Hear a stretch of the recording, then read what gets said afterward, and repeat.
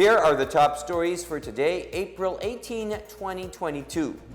The World Health Organization warns of a possible wave of COVID-19 infections happening if the minimum public health standard is not maintained.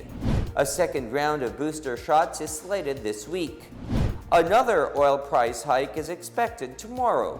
And several senators are pursuing the SIM card registration bill.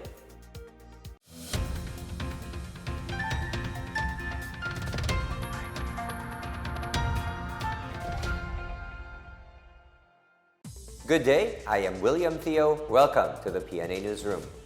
COVID-19 cases in the country might go as high as 30,000 active COVID-19 cases if the minimum public health standard is not properly observed.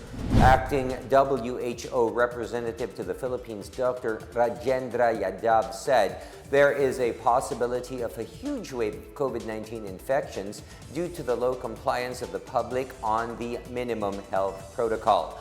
As such, he said, local authorities must become proactive to prevent a possible surge of the virus. As we expected, we saw people going in and out of Metro Manila to meet their family members, also on tourist destinations. So whether this social mixing and increased mobility during Easter will cause increase in cases or not depends on whether people wore masks and avoided crowds and poorly ventilated places, and also whether we are testing enough people. So now government is prioritizing testing among high-risk groups, and we are not testing as much we were testing in the previous months. So number of cases should not we should not rely on the number of cases to know whether we have too much COVID or not. Rather, we need to focus on increasing our vaccination. The government is set to administer the second dose of the COVID-19 booster shots this week. Health Undersecretary and National Vaccination Operations Center Chair Mirna Cabotaje said they are targeting the rollout of the second COVID-19 booster shots on Wednesday as a preventive measure against the emergence of a new COVID-19 variant. The World Health Organization said they are currently monitoring the new Omicron variant found in other countries, which is said to be a little more transmissible than the BA.2 variant. Health authorities also highlighted the need to strictly continue the wearing of face masks, regular disinfection of hands, and avoiding crowded and closed spaces, among others, to prevent contracting the disease. President Rodrigo Duterte believes that the next administration will be much better at addressing the problems of the country. During his visit to the victims of Tropical Depression Agaton in Pontevedra, Capiz, Duterte said he is hoping that his campaign against illegal drugs and communist insurgency would be continued by his successor. He also repeated his warning to drug personalities that they would get killed if they proceed with their illegal drug activities. When I think of my country, I hope that the next year, I would wish really, I hope and I pray that the next administration will be much better than mine on all aspects. I hope that we would find peace with the communists. Ang droga, hintuin niya ninyo. Just like the communists, you drop the drugs or otherwise I will kill you. Pagprangkahan tayo. More families affected by Tropical Storm Agaton have received aid from the government. In Capiz, President Rodrigo Duterte led the distribution of assistance following his aerial inspection of the damage wrought by Agaton in the area. Aside from the standard assistance consisting of food packs, sleeping mats, kitchen and hygiene kits, the residents also received cash assistance of 5,000 pesos each. Meanwhile, Duterte also visited Baybay City, Leyte, and provided emergency food packs for the affected victims. He also guaranteed that he would use his last days in office ensuring that shelter aid would be given to the victims. So kanang 2 months na bilin pagka-presidente na ako, di nagyog ko makatabang. Ang matabang na ako, nga mahapsay lang namo kung sa inyong buhaton para makabuot ninyo ng mga balay. Meanwhile, three presidential candidates clarified they will never withdraw from the electoral race despite attempts to persuade them into withdrawing. In an Easter Sunday press briefing at the Peninsula Manila Hotel in Makati City, Senator Panfilo Lacson urges the public not to believe the disinformation campaign about them. Manila Mayor Isko Moreno also maintained he will still be in the presidential race until May 9, while former Defense Secretary Norberto Gonzales said the offer to quit the race may be a case of supporters hating one candidate and shifting to the next strong candidate. Senator Manny Pacquiao was supposed to join the press conference but had to attend to an urgent matter in General Santos City.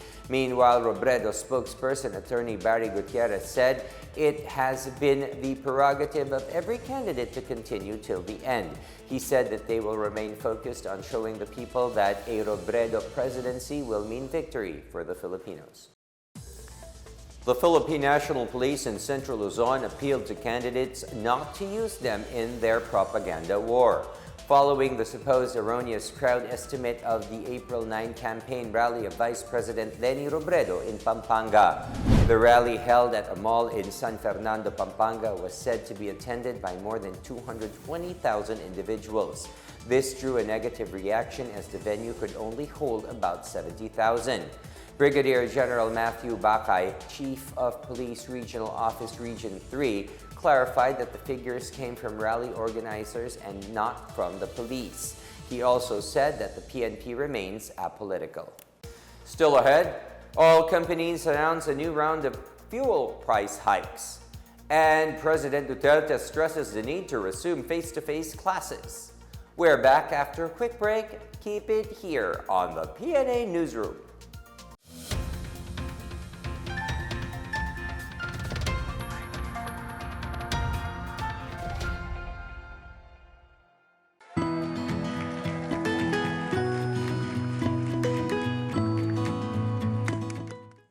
The COVID-19 pandemic has greatly changed our lives for the worse. Lives and jobs were lost and economies reached a meltdown.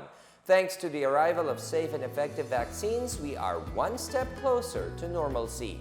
It's time to do our part, get vaccinated for our safety and for our recovery. If you are there in that community, go there and have yourself vaccinated by any of the vaccines available. They are all potent, they are all effective. I would like to appeal to all our kababayans, please get vaccinated against COVID-19 and be the government partner in preventing further spread of the disease. I encourage you to get vaccinated as soon as possible time. These vaccines are safe and they are the key to reopening our society. The need for international solidarity and cooperation cannot be made clearer than this pandemic because everyone is safe. No one is safe globally until everybody is safe. Vaccines work.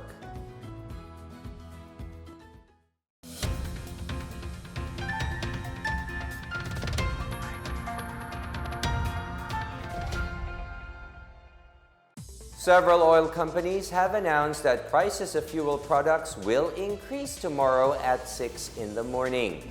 Clean Fuel, Sea Oil, and Shell said they will increase prices of gasoline per liter by 45 centavos, while diesel will go up by 1 peso and 70 centavos per liter. Shell and Sea Oil will also increase kerosene prices by 45 centavos per liter. Uni Oil earlier made a forecast that the price of diesel may increase by 1 peso and 70 centavos to 1 peso and 80 centavos per liter, while the price of gasoline may increase by 40 to 50 centavos per liter respectively.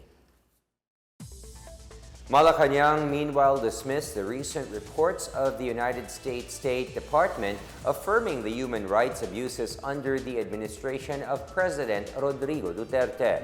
In its 2021 country report on human rights practices, the U.S. claimed they have received credible information that the Philippine security forces have committed abuses on behalf of the government, including unlawful or arbitrary killings, forced disappearance, torture, harsh and life-threatening prison conditions, and arbitrary detention. Acting presidential spokesperson Martin Andanar said the report is utterly devoid and biased, noting that these are just rehashed and recycled issues. Andanar said the U.S. State Department must validate its report and put to work its political officers who can properly verify with the Philippine government. For his part, Defense Secretary Delfin Lorenzana said the reports were just innuendo and a witch hunt. He also said that the U.S. State Department may have been a victim of black propaganda. President Rodrigo Duterte agrees that resumption of face-to-face classes is vital in restoring normalcy to the country amid the prevailing COVID-19 pandemic. During his visit to typhoon-hit Baybay City in Leyte, Duterte backed the reopening of physical classes, saying the number of COVID-19 cases in the country is declining. Duterte earlier expressed confidence in the Department of Education's readiness to supervise the expansion of in-person classes nationwide. DepEd is allowing schools located in areas under alerts level 1 and 2 to conduct limited face-to-face classes subject to health protocols. As of March 28, about 13,000 public and private schools have been participating in in-person classes. More than 10 million children have so far been fully vaccinated against COVID-19 as of April 11. More than half of the country's total cities and municipalities, including Metro Manila, are now under the most lenient alert level 1. Despite the eased COVID-19 protocols, Duterte again reminded the public to continue wearing face masks to ensure their protection against the dreaded disease. The Philippine National Police has dismissed nearly 5,600 police officers from the service as a result of its intensified internal cleansing program since the administration of President Rodrigo Duterte started in 2016. PNP Chief General Leonardo Carlos said out of this number, 714 cops were involved in illegal drug-related cases. Others were involved in grave misconduct, serious irregularities, and other criminal activities, while some members were meted with disciplinary sanctions for administrative offenses and irregularities. Apart from dismissal from service, several penalties were also imposed on erring police personnel charged with less serious offenses. Carlos said the PNP, through its Internal Affairs Service and Integrity Monitoring and Enforcement Group, has taken an aggressive stance in handling and investigating personnel who were slapped with administrative charges. The PNP added it will continue to enforce the law without fear and favor and improve the organization in order to protect and serve the community better. The Senate vows to pursue the passage of the SIM card registration bill to end cell phone-aided crime and guarantee a more secure mobile phone and cyberspace use in the country. This came after President Rodrigo Duterte vetoed the SIM card registration bill, citing concerns about free speech and data privacy. Senator Grace Poe, one of the sponsors of Senate Bill 2395, noted that the lack of safeguard makes people continually prone to cell phone-related cybercrime and fake news. Poe said the veto highlights the need to find effective ways to protect the citizens and democracy. Senator Panfilo Lacson agreed with the veto, saying that mandating social media registration could violate the Constitution. Senate President Tito Soto, meanwhile, warned that crimes using prepaid SIMs will continue because of the veto. House of Representatives Deputy Speaker Wes Gatchalian, meanwhile, said the insertion of Senator Franklin Drilon to include the registration of social media providers is not in line with the essence of this bill.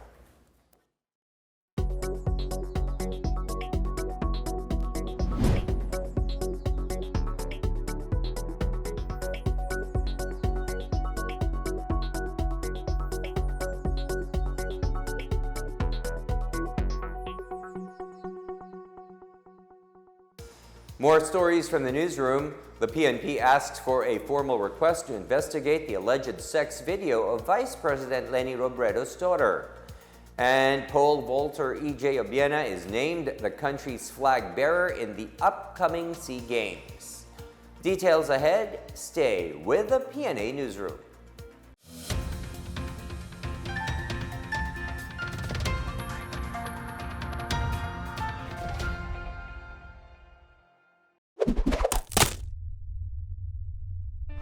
Paulo Medjones po para sa kampanyang Disiplina Muna na pinangungunahan ng DILG.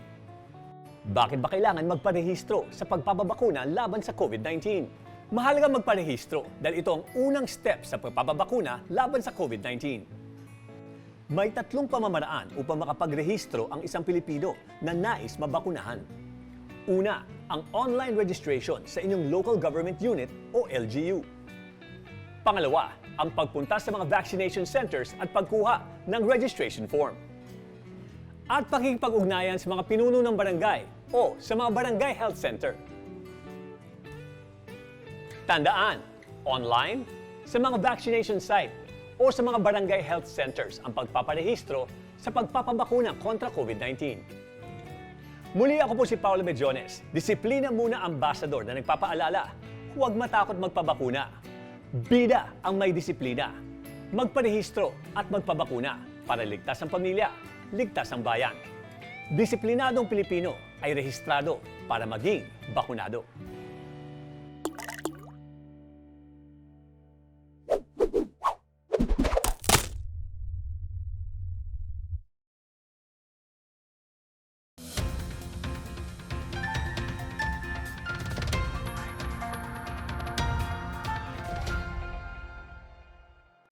The Philippine National Police Anti-Cybercrime Group said it is ready to investigate the alleged sex video that surfaced on social media, which allegedly involved Vice President Leni Robredo's eldest daughter, Aika.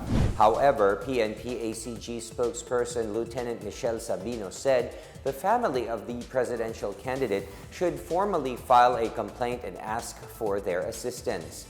Barry Gutierrez, the spokesperson of the Office of the Vice President, said they have already reported the videos to authorities. This is not the first time that the PNP assisted a candidate over cybercrime issues. The PNP-ACG earlier helped identify the source of the alleged assassination plot against presidential aspirant Bongbong Marcos Jr. Meanwhile, senatorial candidate and former PNP chief Guillermo Eleazar said the spread of the video shows the need to intensify efforts to secure cyberspace and netizens. Eleazar vowed to create laws that would enhance the capabilities of the country's law enforcement agencies if he wins in the May 9 senatorial elections. In sports, pole vaulter E.J. Obiena will be the flag bearer of Team Philippines in the 31st Southeast Asian Games in Hanoi, Vietnam. The Philippine Olympic Committee earlier nominated Obiena to hold the Philippine flag together with Tokyo Olympic gold medalist Hidilyn Diaz at the Parade of Nations. But the SEA Games allow only one athlete to be the flag bearer. Diaz supported Obiena, saying he is the story of every Filipino athlete who fights to bring home pride and glory to the country. Obiena, who won the gold in the 2019 edition of the SEA Games, meanwhile vowed that he would defend his title. Obiena recently settled his liquidation issue with the Philippines Athletic Track and Field Association, or PATAFA. 3 suspected members of the New People's Army were killed in an encounter with government troops in Cagayan province on Monday, Thursday. Police said the gun battle happened at Barangay Virginia in Santo Niño town, but the remains of the 3 rebels were found in Barangay Magiling in Piat. The 17th Infantry Battalion engaged with 15 communist rebels led by a certain Ferdinand Bautista alias Ka Edgar Simoy in an area between the 2 towns. Among the 3 casualties was Saturnino Lau Agunoy alias Peping, head of the Regional Organizing Department of the Giyang Pampolitika Kilusang Larangang Guerrilla West, Comprob, Cagayan. The Army said Agunoy has pending arrest warrants for 12 cases of assault, murder, arson, and rebellion. Police and army troops recovered 2 pistols, anti-government documents, and several medical and personal supplies. 2 members and several more supporters of the Dawla Islamia Maute terror group surrendered to the military in Lanao del Sur. They are the latest in the growing number of terrorists seeking to return to the fold of the law. More on this from Claire Gighe. To show their sincerity in backing once again the government, at least 2 members of the Dawla Islamia Maute Group or DIMG and some 49 supporters, all from barangays Lininting and Calangnan in the municipality of Piagapo in the province of Lanao del Sur, formally surrendered before the presence of the 103rd Infantry Brigade and 51st Infantry Battalion officials and Municipal Vice Mayor Ali Sumandar, signifying their disaffiliation from the local terrorist group and their return to the fold of law. Alongside the surrendering members were their firearms, which they handed over to the authority. 51st Infantry Battalion Commanding Officer Lieutenant Colonel Fernando Payo Payo shared that this event is an outcome of their effort of deploying psychological operations or PSYOPs in the area identified as a fortress of the DIMG, which consequently made the mindset of the civilian residents installed with wrong ideologies. Nakita kasi natin na hindi basta-basta pala yung iniwan ng bakas ng mga DI, kaya napag-isipan namin na mag-deploy ng offensive PSYOP para ma-neutralize yung kaisipan ng ating mga kababayang Maranao na twisted yung katotohanan ng faith nila sa Islam. Payo Payo further bared that as per gathered information, most supporters were immediate families or relatives of the DIMG members, which explained their usual encounter with a terrorist group and their leaning faith towards the wrong teachings, especially at the time when no military troop had not yet existed in their area. Meanwhile, 103rd Infantry Brigade Commanding Officer Brigadier General Jose Maria Cuerpo II conveyed this as the time that people had already opened their minds, eyes, and hearts to witness the truth and unfortunate happenings in the province. He then reiterated his call to those still associated with the group to follow the path of those who have surrendered and be aware that the government is with them, ready to help them start anew. Tama na yung nalugmok tayo sa kalokohan. Tama na yung nalugmok tayo sa violenteng buhay. Hindi na ito panahon para doon. Panahon na ito ng kapayapaan, ng kalilintad, at ng pag-aaruga ng ating sarili, ng ating pamilya, at ng ating magandang kinabukasan. Prior to the latest surrender of members and supporters, the 51st Infantry Battalion posted that they have already recorded 30 supporters who likewise submitted themselves to the authority. For PNA Newsroom, Claire Gighe of the Philippine Information Agency, Lanao del Sur.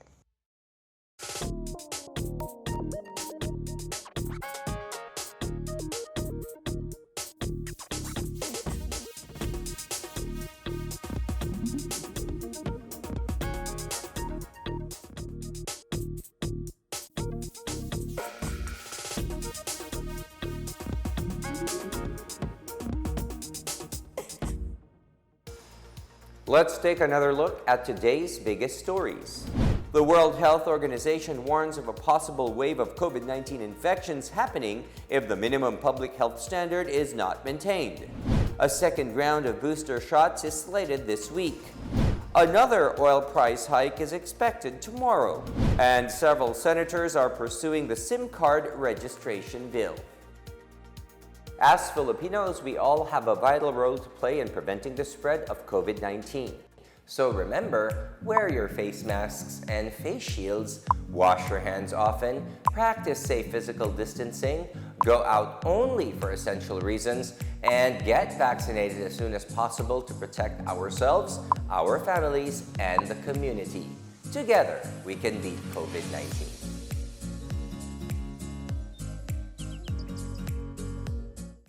Thank you for watching another episode of the PNA Newsroom. For more news content, check our webpage or log on to the Philippine News Agency's Facebook and Twitter accounts. For more stories about the government and how it serves Filipinos, look for these hashtags in all of our social media platforms and websites. We are shown on the pages of the PCOO and its attached agencies. Also, watch us on television on PTV4 and IBC 13. And that's your daily dose of the biggest stories that you need to know from the PNA Newsroom. We tell stories that inspire change. I am William Theo. Good day, everyone.